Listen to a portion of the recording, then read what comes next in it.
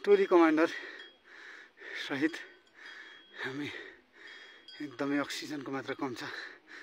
सास फेर्न अलि गाह्रो भए पनि यात्रा चाहिँ एकदमै स्मरणीय छ। यो सबै हाम्रो ग्रुपहरू रहेको छ। 12 जनाको टोली थियो।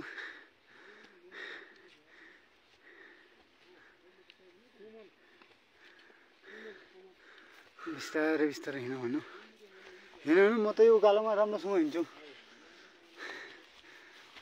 2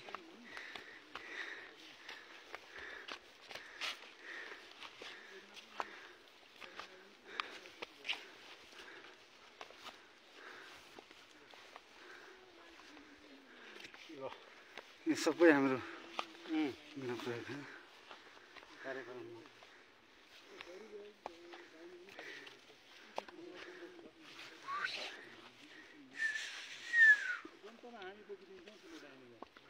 भिडियो अंकल दुईटा कुरा जाओस् नि के। अब हामी यो चन्किलीको उकालो हुँदै माथि चाकर थाना पुग्दैछौँ बिस्तारै। धन्यवाद। ल ल के छ क्याप्सिङ भइरहेछ एकदम। ए यहाँको वस्तुस्थिति अनि यहाँको खुब प्रकृतिको ल अंकल के भनिदिनु पर्यो। के छ सास बढिरहेछ? नै उकालो त ठिक छ।